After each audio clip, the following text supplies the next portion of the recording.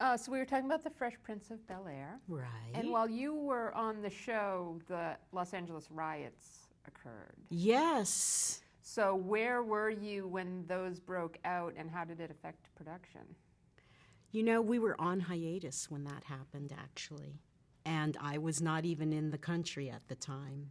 But I came home when there was martial law. And it was really surreal. So it didn't really affect our production, but we did want to do an episode about it. So we did. And that episode was The Family Goes Back, because they used to live in the part of town where the riots happened, and they had become successful and moved away. So now they were having thoughts about leaving their neighborhood behind and what their responsibility was. And so they go back to the neighborhood to help clean up, and there was a flashback episode where we had all young cast. The whole cast was cast in a younger version. And I remember Will's posse had a problem because chronologically, maybe we were a few years off or something. But the scene was hilarious. But they kept arguing with me about it, and they wanted to delete the scene. So I said, no, we're not going to delete the scene. And so Will said, you can't tell me no on my own show. And I said, well, I think I just did. So he said, good, you can call me when you change your mind. And he left with his management. So I called the network, and I said, Will Smith has just walked off the set. And they said, we know, he called. So I said, look, here's what I think you should do. I think you should come look at the scene. And you can decide whether or not it gets deleted. So he came back. Well, he wasn't in the scene, so it didn't really matter. So we ran the scene for the network, and the network loved the scene, and the scene stayed in. But that was kind of a break between the two of us, because I had won that battle. It was a problem. So then they wanted me to stay. This is a big answer to the questions about the riots, but there was a riot on the set.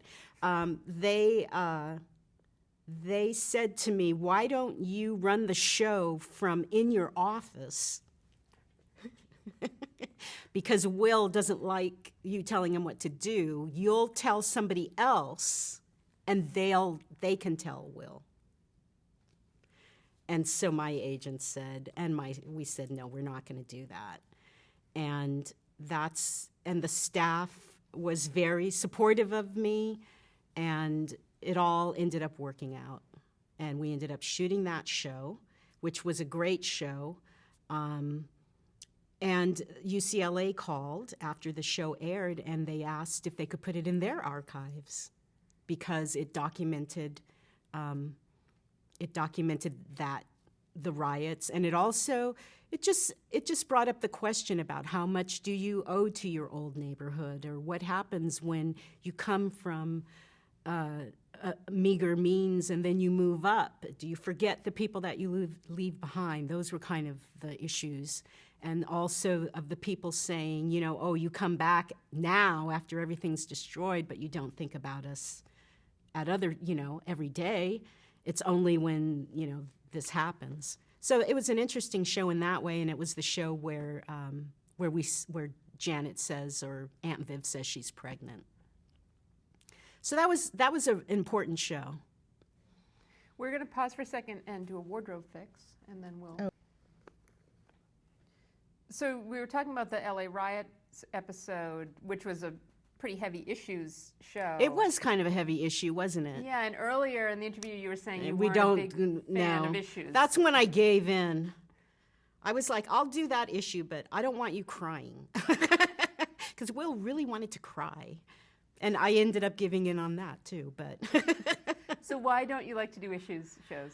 Because I think sometimes, I think they really have to be done extremely well. I think it's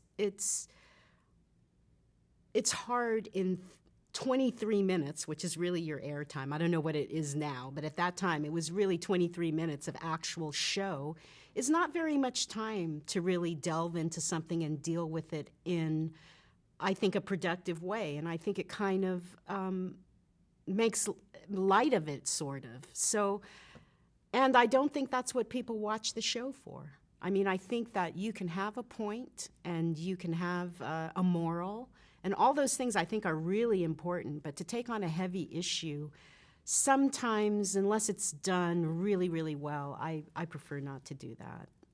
But you did do it occasionally, like the episode where Carlton, the Mama's Baby, Carlton's Maybe. Oh, well, I guess so. Yeah, I guess that was. But in a lighter, we tried to handle it. Yeah, in a lighter way. Yeah. And the same thing when Will fakes a marriage so that he can sleep with a girl. And so, yeah, I mean, I think those things are topical, but they're kind of teenager, you know what I mean? They're more what the audience would expect, I think.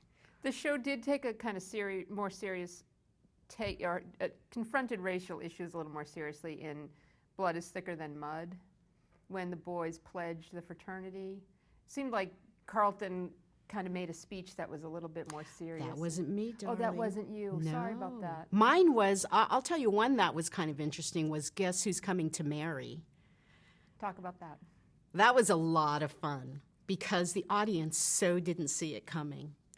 And I thought it was interesting about interracial marriage because I think maybe there were some interracial marriages of people on the set or just that whole thing. I think maybe that was kind of topical, and we dealt with it in a really funny way, I thought, and a way that also gave everybody kind of a valid point of view. You could understand, even if you didn't agree, you understood where everybody was coming from, where, you know, Vernee Watson, who played Will's mother, she was totally against it. So that was interesting, and that was fun because we did kind of a Golden Girls thing there where all the sisters sat at the counter and talked. And that was like a lot of female energy in that show. Do you feel like you got to use the female energy in that show enough? Do you feel like it was... You know, I might have made a mistake in that show because Janet Hubert Witten's character was a professor when I came to the show. During my time on the show, she turned 40, and she didn't know what she wanted to do. And even though that may have been something that happens to a lot of people, I don't know if that was the best choice for the show because I think it kind of left her hanging out there. And she was the female, you know, parent in that show. And Hillary wasn't exactly, you know. And the younger girl was really, really young. So I think I didn't do her the greatest service by doing that. Let's talk a little bit about the hip hop culture, and since Will was, you know, really the representative of that on TV to a large portion of America at the time. Do you feel like he kind of reflected what was going on in hip hop culture at the time? Well, I think Will was able to like make it crossover. He was a crossover artist. He was able to be a hip-hop artist in a way that wasn't intimidating or frightening to people. And I think that was a great thing for him. In terms of other rappers, though, I think that his stock as a rapper wasn't as high because that's the kind of rap that he did. And I think also when you deal with people who come from a different industry, especially the music industry, which is so different than the television industry, and you're dealing with an artist who is in such a male-dominated genre, even though there were female rappers, I mean, it was really dominated by males. You know, it was really hard for him, I think, to fit into the television culture a little bit because it's much more structured. You know, he just happened to be somebody who had a pretty good work ethic, you know, that he got from his parents. And so because of the kind of person he was, you know, it was easier for him to make that transition, I think. And because he didn't have that hip-hop image. Like with other rappers I worked with, they have an image that they really want to protect, and that's where they come from. And they're not really actors, and so sometimes it's hard for them to differentiate between what the character would do and what they would do. And they want to protect where they think, their bread and butter comes from, and that's their rap. So it's an interesting dance you have to do, and that's why you have to tailor it so much to the person. Did Will ever want to make his character edgier, to change his rap to try and carry it the other way? No, I think he was pretty on board with that Fresh Prince character, and it was a great character. I think, it did really well for him. I think he always, though, and he's become a great dramatic actor. I mean, he always had that need, he really wanted to stretch. He wanted to cry on camera. He wanted to do dramatic things. It was just not the right arena for it. Do you have a favorite episode of the show? I think my favorite is probably Guess Who's Coming to Marry. I remember huge laughs for that show, and we really faked the audience out because we had this really handsome cab driver come, and they thought he was the husband. And then when it was Dietrich Bader who played Charlene Woodard's husband, she was one of the sisters, and when he walked through the door and he went to Charlene and they just did this big soulful kiss, the audience went nuts. That was fun. There was another one called The Cave, where Alfonso and James and Will are stuck in a cave overnight and they're telling stories and stuff. That was a great episode. And I love the earthquake episode. Will was hilarious in that. I mean, he's trapped in the basement with his girlfriend, Tisha Campbell. So I loved doing that show, and I think we did really good shows. So when and why did you leave? Because we just couldn't get along. The process was just way, way, way too hard. And so what happened was NBC Productions gave me a deal.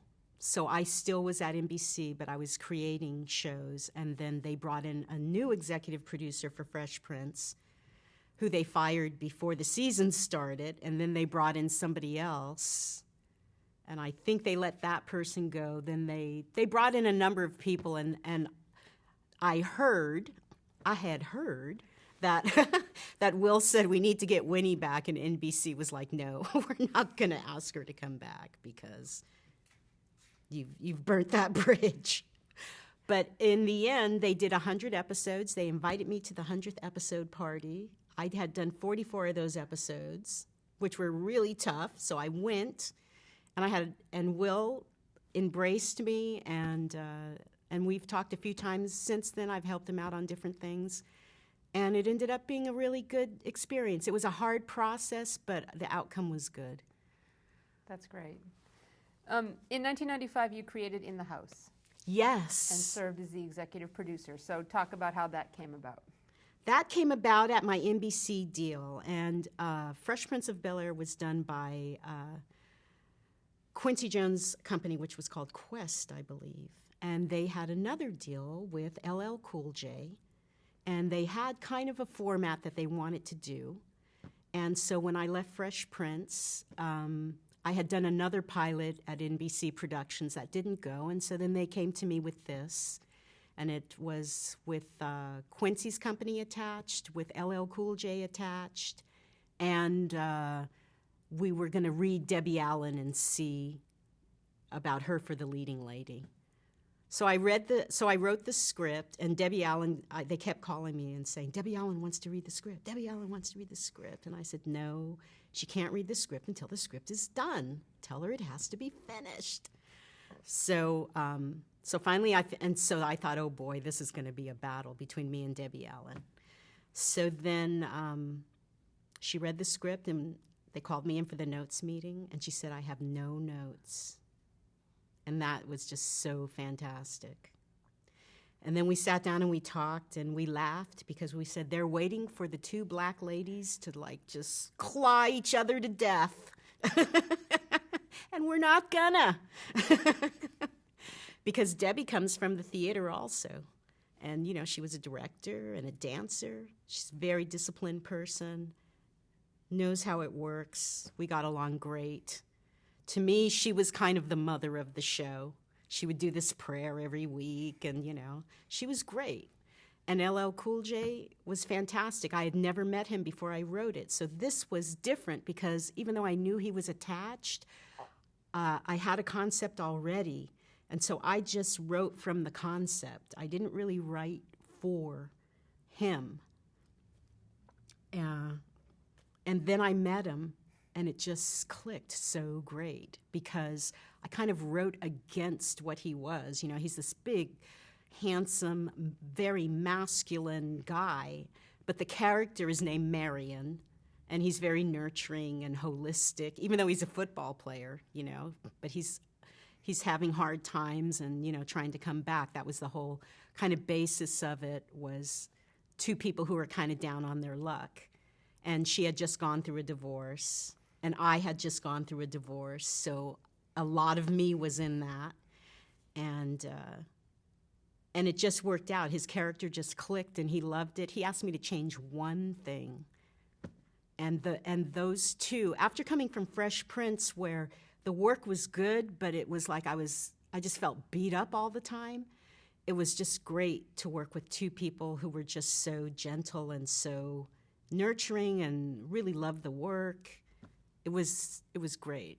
What was the one thing he wanted you to change? I can't remember. It was like, I don't drink this drink. I mean, it was just so tiny. It was like a tiny, tiny thing. In season 2, the show was retooled, right? Well, it was a weird show because it was a mid-season replacement.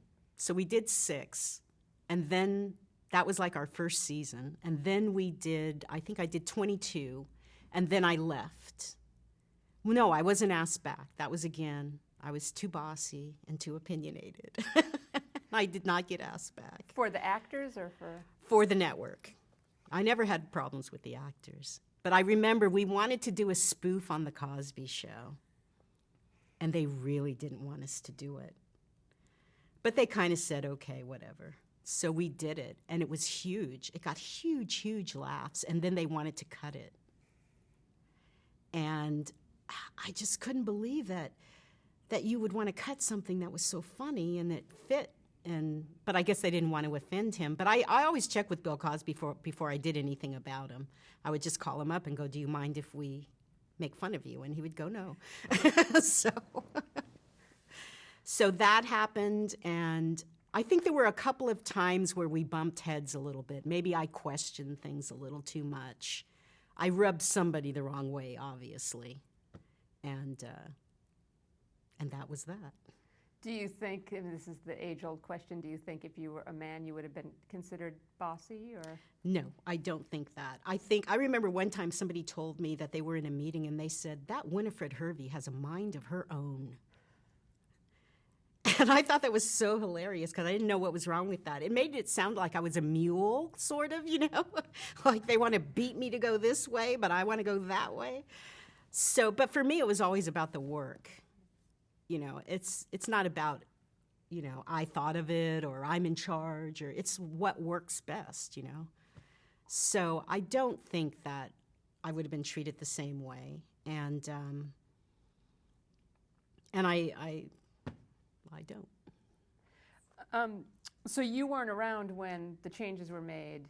No, I had left, and I did a pilot called The World According to Noah.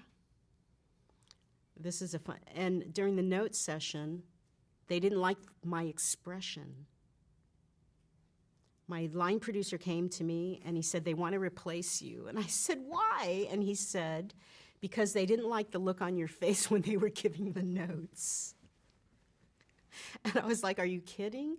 Because we were like in production. So I said, okay. So we worked through the day, and then the next day we had notes.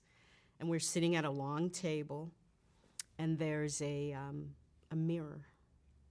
So they're giving me the notes. Well, I'm not listening to the notes. I'm looking at the mirror because I want to check my face. So I'm looking at the mirror, and finally the executive goes, "Do you not like the notes? What are you doing? Do you not like the notes?" And I said, "No, I'm just trying to keep a good face." And it was really quiet. And then everybody just started laughing. And that was and then that was the end of that. That was the end of your work on the... No, that was the end of any problem. Because, I mean, how ridiculous is that? Totally. Yeah. So what was the premise of that show? The premise of A World According to Noah, it was about a group of men. I wanted it to be a Latino family of men. It was a father who owned a grocery store. He had 3 sons and an uncle who lived with him. It ended up not being a Latino family.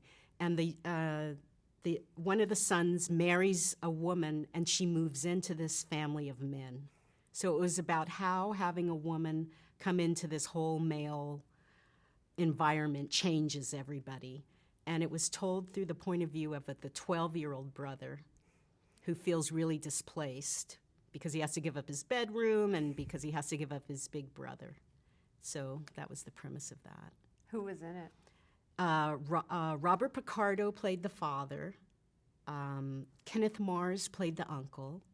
Dietrich Bader, who I love, was the son who got married. He married Dulcie. Oh, I forget Dulcie's last name, but I got a call a few years after that pilot from Dulcie, and she married Dietrich. They fell in love on the pilot, and they're married now. And she called me and said, "Thank you for giving me my life," which was so sweet. And I can't remember the kid's name, Graham something, who tried to give notes. And the other person was somebody who's really big right now. It was his first job, and I forget his name. I'm sorry. No, that's okay. In 1996, you created the Steve Harvey Show. Right. And executive produced that. So talk about how that came about. That came about after I left my own show in the house. I had been approached with Steve Harvey before, but I didn't really feel like he was quite my cup of tea. And I had not worked with too many stand-ups. But I ended up doing it with Stan Lathan, came to me, and he's somebody who I've known for a long time and respect very much. And he was involved with Steve, and so that's how I got into that. Steve had just had a show with ABC that was canceled called Me and the Boys, and he was with Brillstein Gray, which was a big management company, and so they were trying to put together another vehicle for him. Why wasn't he your cup of tea, and why had you purposefully not worked with stand-ups? I didn't purposely not work with stand-ups, but I felt like I was getting further and further from actors. You know, I was dealing with all these different musical people and rappers, and I wanted to work with actors. So it wasn't really anything against him. I just really wanted to work with actors. And he just, I didn't really know what I would do with him because he's a very specific type of a person, and they wanted him to be, I forget what, they wanted him to be an English teacher. I was like, I don't think you want Steve Harvey to be your English teacher. So I felt like I had to meet him. So Stan and I flew to Chicago, and we met him, and he also had a posse. There was Steve Harvey, and he had a big hat and a long black coat, and he had a bodyguard named Boomerang, who was about 6'8", 300 pounds on one side, and then he had his manager, who was named Juan, lovely guy, really big, mean-looking guy. They were all walking through the airport. I was like, oh, my God, what am I doing? But then when I sat down with them, you know, I sort of got him, and then that's when I came up with the concept for him. So you really tailored the character to his personality. Yes, I really tailored it to him. And did he have a lot of input in that as you were developing that? You went off on your own? I went off on my own. I told him I wanted him to be a kind of a washed-up, singer. He was in a group like the Temptations or whatever. They were called the High Tops. And now he was down on his luck, and he was going to have to start teaching, but he could only teach music. And he also, the girl he used to make fun of when he was a kid is now the principal of the school. So that was that premise. Talk about working with Stan. Working with Stan is great because one thing I learned is that you have to have your area sort of, but you also have to allow other people to do what they do. And to me, the set belongs to the director. And he knew how to work with all these guys because he had Def Comedy tour. And so he knew all these comedians. He really gave me an insight into how to work with them. Also, Steve was a more traditional kind of a guy, so dealing with a woman was a little different for him. So it was an interesting learning curve for me because it was a very male set. And Stan had his group of guys that he worked with. And, of course, I was pretty full of myself as well. So it took a little transition to get everybody kind of on the same page. And there was a little bumpiness in the beginning because Steve felt like he should be the executive producer because other comics, such as maybe Drew Carey or different people, had shows, but their shows were usually based on their work. Like Everybody Loves Raymond was based on his stand-up. But Steve's show was not based on his stand-up. So that became kind of a point that I think he thought he was going to kind of railroad me over. And, I'm not going to get railroaded. So once we got past that, and I think he also was he had not had a good experience doing sitcoms before. So I think he was a little bit cautious. And he wanted me to bring on Cedric the Entertainer. So I said, fine. I met with Cedric, and I thought he was great. So I wrote a part for Ced. And I remember there was one routine we wrote for them. And he didn't tell me this till after. So they were supposed to be 2 lobsters in an aquarium at a restaurant. They were doing something in front of their class, and they were 2 lobsters. So they did this routine that we wrote for them, and it killed. It was really funny. And Steve came up to me after, and he said, you know what? I didn't think that was going to work at all. And we were going to go out there and watch it tank. But it worked. And after that,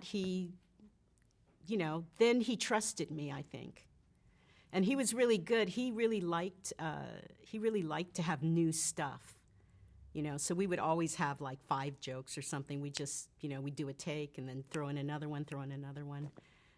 So, but his rhythm, he had a very different rhythm than everybody else. So that was kind of hard. Than all the other actors? Than all the other actors. Did they have to fit into his rhythm or did? No, I just said, you guys have your rhythm. Let him have his rhythm. We'll fix it in post. But his rhythm is he's a storyteller. So he takes a lot of time, and he's very slow. He's Southern, and everybody else is like. So it's hard to watch that show, to tell you the truth. Because you can see where it's I can see the difference, and it drives me nuts. Talk a little bit more about Cedric. Well, Cedric, he's so lovable, and he's I thought he was the best second banana ever. And he was, I remember I told them, because they, working with black men, they would always go, well, I'm not going to dress up like a woman, and I'm not going to, and I was like, I'm not going to have you dress up. I'm never going to ask you to dress up like a woman. And what does Ced do? He wants to dress up like his own grandmother. But he was getting married, so he couldn't shave. So he's this grandmother with like this beard.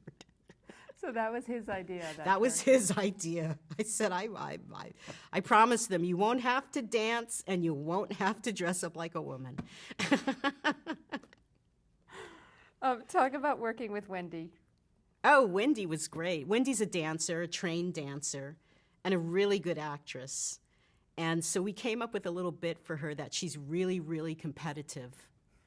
And so that worked really well with her because she was always like Miss Overachiever.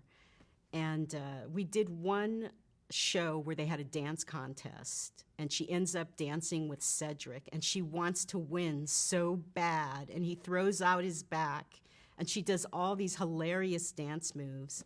She was great. Because she was our leading lady. She was kind of Steve's love interest, but he wouldn't kiss her because he had the weird, I don't kiss people rule, or he felt it. I don't know exactly why he felt that way, but he said, I can't kiss. So we kind of dealt with it for a few seasons, and then, they're getting more and more into a relationship. So then he said, okay, I'll kiss her. So then we wrote an episode where they kiss, and then the night before he calls and goes, I can't kiss her. And it was really hard for her because it's kind of saying, I don't think it's kind of an insult in a way, it can be. And, she was so brilliant in that show because she just carried it, and she played it in such a way that when I ask people, they don't realize that they never kissed. Because we had them do other things, they never kissed on the lips. He'd kiss her fingers, or she'd kiss, but they never actually kissed. And she was such a pro about it.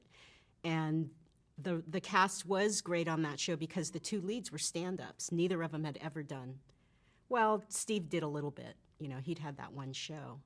But Wendy really is the glue in that show because she, as the leading lady, she really held it together.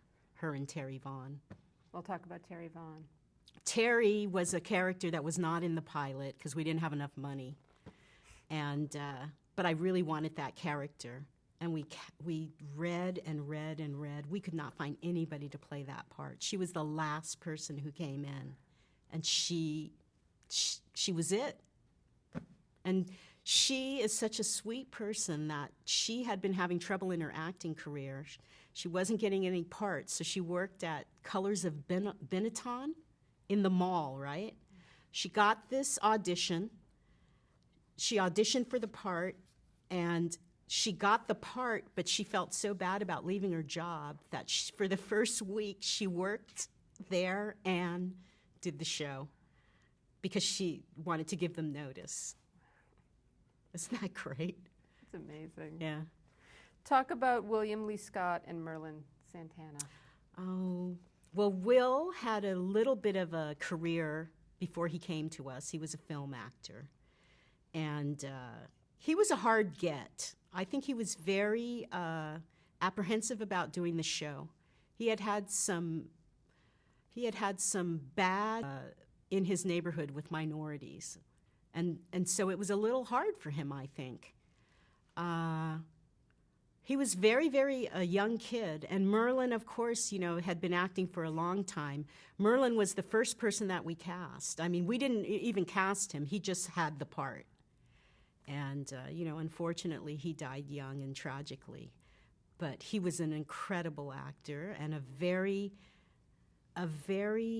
vital kind of a person. He just had such life in his eyes, and he was really funny and very willing to do anything. The whole cast, they were really game. They would do anything we threw at them. Was the show still in production when Merlin? No, that it was after we had wrapped the show, and we had also in the pilot we had two young ladies who we ended up not keeping because one was like 30 playing 18, and they were like, oh, put braces on her, give her bangs. I mean, this poor woman was so tortured. And that was kind of a revolving door part, and we ended up with Lori Beth Denton, who was just hilarious and a great addition, I thought. Excellent. Who was the audience for the show? For the Steve Harvey show, I think it was pretty family-based, so I think it was a pretty broad audience.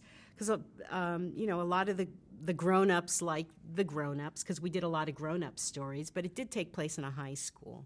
So it was very in the spirit of something that you could sit down and watch with your whole family.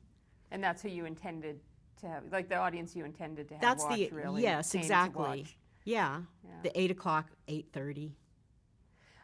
You mentioned the High Tops. How were Steve's signature songs chosen? He had a couple of signature songs, it seemed like. We wrote those songs. They were written for Patrice Rushen was our musical director. We had Ron Isley was a high top. T.C. Carter, is that correct? T.K. Carter. T.K. Carter and Jonathan Slocum.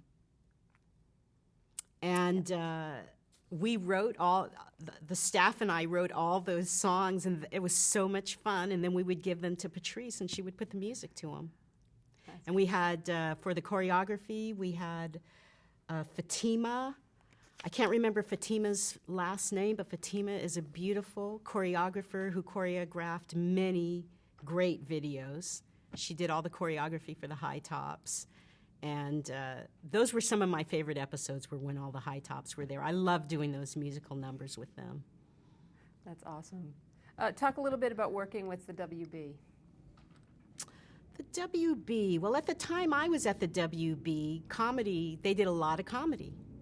And they were probably doing more black comedies than anybody else at that time. Suzanne Daniels was there when I was there. They were very, very supportive. I mean, they're trying to get a network off, and they gave the show a lot of attention, although they did switch it every year. For 5 years, it was never in the same time slot, and it still did well, so I think that speaks highly for the show.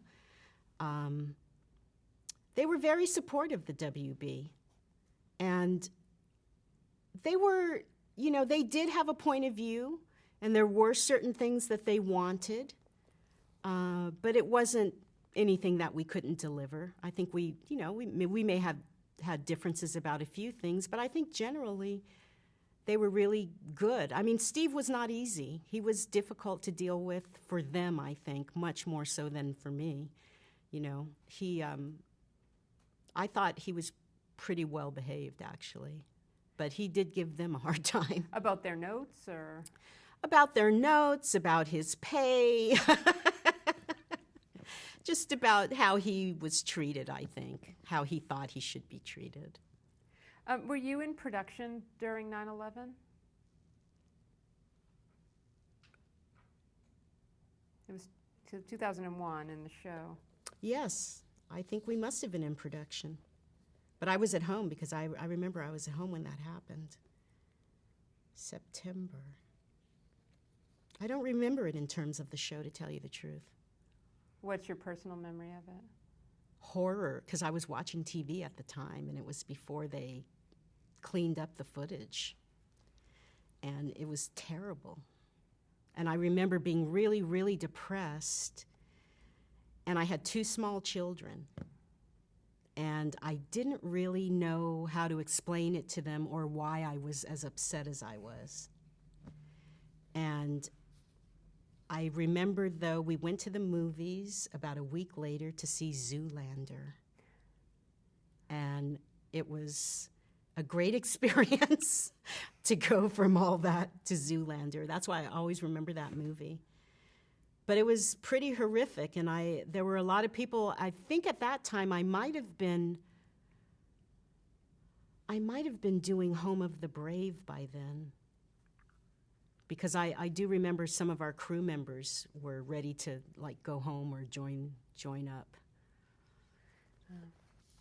On a lighter note, what are some of your favorite episodes of the Steve Harvey Show?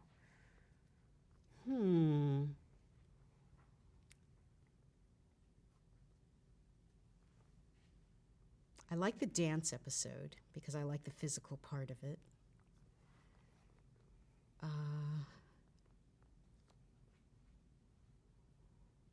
There was another episode.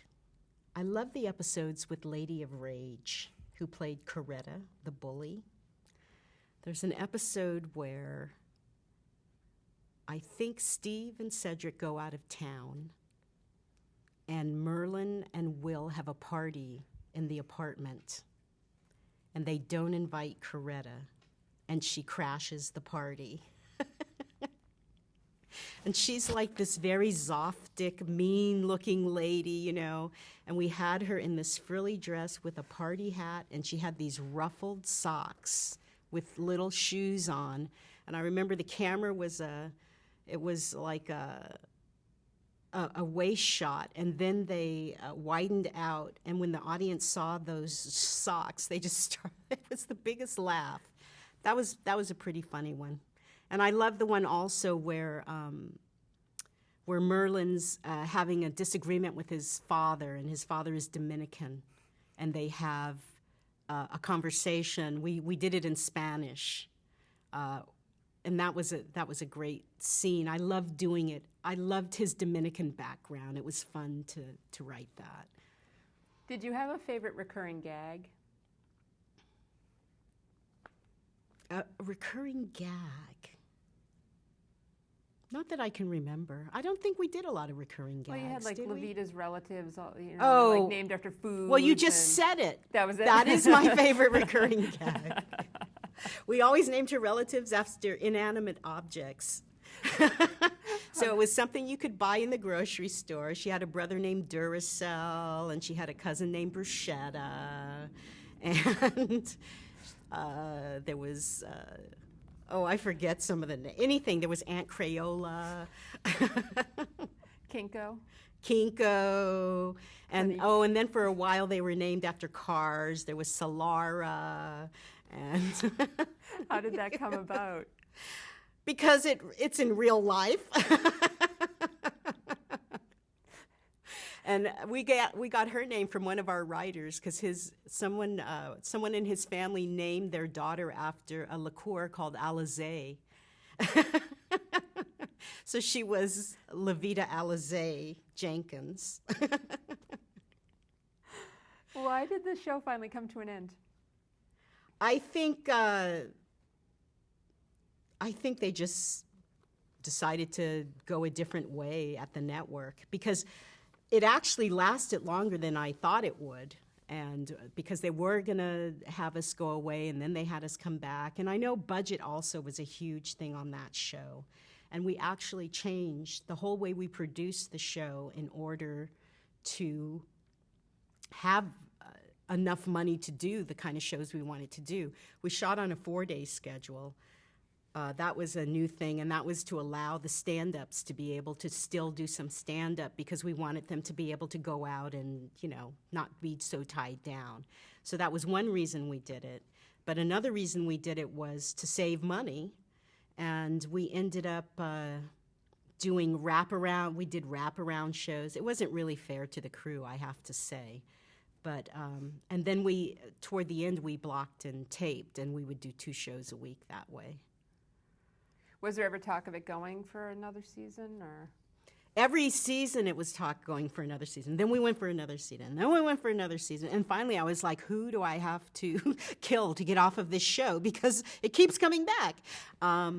So I think at the end it was a budgetary thing because what happened was we were a Brillstein Gray show, and then we got sold to Universal Television. And at that time, I don't think Universal had a very large television department.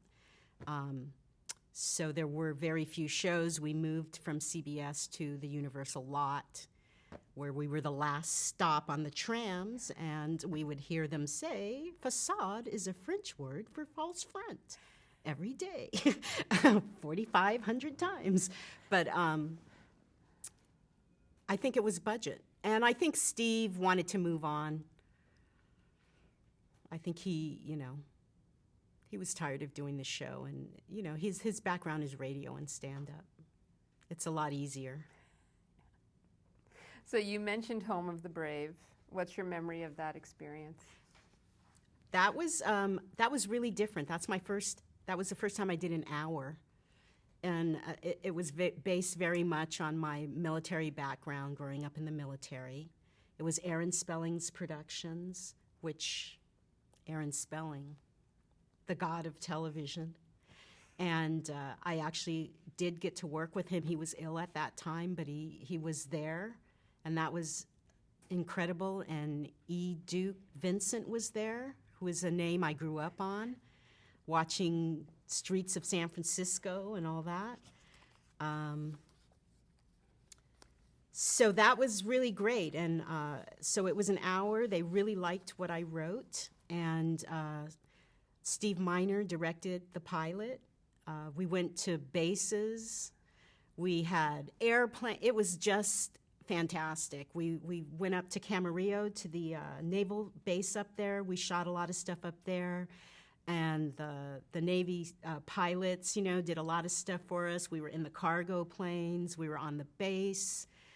We had all these military consultants to help us with, how a uniform is worn, how a hat is worn, what would you say in the triage, and, all that kind of stuff. We shot over in Westwood at the veterans buildings in there. It was just a lot of fun. I was introduced to the water truck, which I love. Now I know why Michael Mann makes everything wet. It just looks better. And it was fantastic. It was fantastic. And Steve was great to work with. We had a really good cast. Again, we had a few minors on the set, which is that's always hard, especially when you're doing film, because they look right into the camera every time. But it was a good experience, very good experience. And also in 2002, you worked on Half and Half. Right, and that was my first time as a consultant. I had never not been in charge for many, many, many years. So it was really interesting because as my career developed, things are done so differently. We went from shooting 2 shows and having dinner in between and doing notes to block part of the day, tape part of the day, and then just block and tape. And now, it was just different to see how somebody else executive produced a show, how they dealt with the network. I came in 3 days a week on that show. I only worked with the writers. I did go to all the network things, to network notes and all that, but, they were given to the executive producer, not to me. And it was really interesting to me, and it taught me some good things about what I had done, and it showed me some mistakes because I saw things that I could see sitting back on staff that were probably not right, but I had done those things. So it kind of made me examine how I ran things as well. Okay, so what were the good things and what were the mistakes? I think the good things was that I was always in the room and that I always gave the writers the most attention, and that I always let there be a delineation. I never tried to, I knew that I was in charge, but I felt like part of my job was also to bring out the best in everybody else and to know a good idea from a bad idea and to know when to rely on people. It's as important to know when not to take charge as it is to know when you should take charge. And so I think I did good in that area. I think I probably talked too much about my personal life at the table. That was a mistake. I think sometimes I was a little too nice. And I think sometimes I should have probably been a little firmer. When I saw the way somebody else handled it, I realized that sometimes you do have to be firm. And you do, if it's not going to make your life easier, you need to examine it and maybe get rid of it, With the writers or just in general on a show? I think just in general on a show. But I think one thing I did well was that I really created a good atmosphere for the writers, and I never tried to play hierarchy at the table. It's like you have to have a certain etiquette, but not to the point where people feel uncomfortable or where they don't feel free enough to be funny and to speak out, even if it's not the right joke or even if it's a bad joke. It may lead to something else.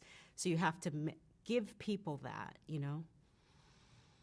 So what made you take the job as consulting producer? Well, it was because my kids were getting older and I just was working too much. I just wanted to, my son was playing football, and I wanted to go to all his football games. And I just wanted to be there more. I wanted to be home more. I used to be jealous of the people who took care of my kids in my house because they get to stay home in my house, and I was always gone. You know, that was a downside. So I just decided at that point that it was, you know, you have to prioritize. And at that time, I felt like I needed to be, you know, a more hands-on parent. Do you have a favorite episode of that show or a favorite memory from working on that show? From Half and Half, I really liked the show that I did. It was called Sans Soul Sister or something like that. Yeah. And it was about a guy Sister Sans Soul. Yes. Big Sister Sans Soul. It was about Mona is the lead character in that series, and she's of mixed heritage. So she's part black and she's part Jewish. And she goes out with a black guy who doesn't think she's black enough. So I thought that was really interesting. So I really liked that show. You also worked on a number of pilots from 2000 on. So when you're coming up with a pilot, like what's your process on a pilot? How do you come up with the germ of an idea? Do you squirrel yourself away to write the script? Like how does that work usually?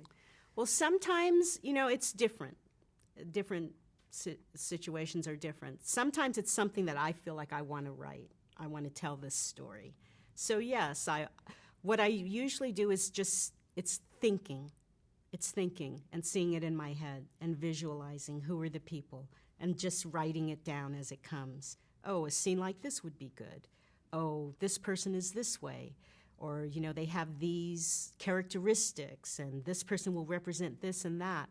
And I just kind of get it in my head first and start putting it down on paper.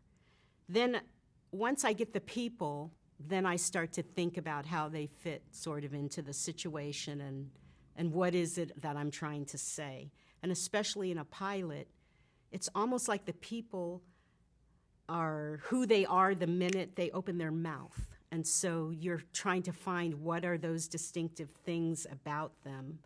And you're trying to get out all the information, right, about where are we, who are we, why are we telling the story, who cares, you know?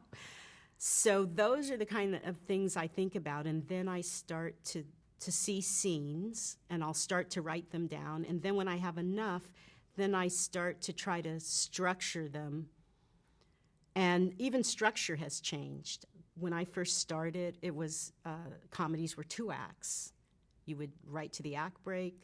You'd write a cold open, first act, act break, second act, and then you'd do a button or a tag. Now everything is 3 acts, especially in cable. So it kind of messes up your storytelling a little bit because you're really kind of faking some point of your story to get to some kind of reason, some kind of act break to come back to after the commercial. So I try to, you know, come up with the story in that structure. Then I do an outline, and then from there, you know, on to write the script. And then if I'm doing something on my own, I send it out to friends. And then, of course, you know, if I'm being hired, sometimes they'll come to me with a piece of talent, and they'll say, we want to do a show with this person. And then I may come up with an idea that I think that person would fit into. Or sometimes they come to me with a concept and say, we want to do a show about, you know, whatever. The last thing I did was called American Mom. They wanted to do a scripted show about a reality show. So it was a show about a show. And so then I took it from there. Is there a pilot that you've worked on in recent years that you thought you really would love to have had get picked up that just didn't make it? No. In Home of the Brave, I killed the wrong guy. I know that. I had a lead character and I had a secondary character. And the secondary character dies, but he actually was the better character. I mean, I can say that in hindsight. I killed the wrong guy, but what can you do? Talk about Saving Jason. Talk about that pilot. Oh, okay. That was, oh, wow. I had even forgotten about that. That was for Bow Wow. He used to be Lil Bow Wow, but when I met him, he dropped the Lil because he was grown up, even though he wasn't really grown up. And that was about a kid in a boarding school. And so we had to do something that was around him. We wanted it to be young people. And one of the reasons why is because he is a very small person. He's small in stature. And so we had to cast for that, and we had to set up an arena for that. So we thought he should be in school with young kids. Again, it was music. He was in a music school. He was a musical prodigy who got a scholarship into this very prestigious school. And Wendy Raquel Robinson was in that. And we had a wonderful British actor. I don't know if you have his name down there, who's bald. Don't have it right in front of me. Oh, he was so good. He was great. He played the music teacher. And that was a hard one because it didn't go that well at the table read. I just didn't seem to be able to get the script right for them. But they did go ahead with it. And then they wanted to shut it down. They wanted to, just shut it down. And I think they didn't because of me, because I just couldn't fathom that anybody would do that. And I remember Stan was my partner on that as well. And he said, I think they're going to shut us down. And I was like, well, they can't shut us down. I mean, I just had this, Mickey Rooney, Julie Garland, we'll get the show together and it'll be fine. And they didn't shut me down. And I always thank Peter Roth for that, because he could have done that and he didn't do it, because I think he thought it would crush me, and it probably would have. But he was very kind. And I didn't think it was a bad pilot, but it didn't go anywhere. And what about One Love? Oh, One Love was my friend's pilot. Oh, okay. Her name is Carla Waddles. She's a wonderful writer who I met on Half and Half. And she wrote this pilot based on her life, and I actually came in and helped her with it. So I take no credit for that. She did a very good job. So we just have some questions to sum up, but we're going to change tapes, and then we'll do that. Okay.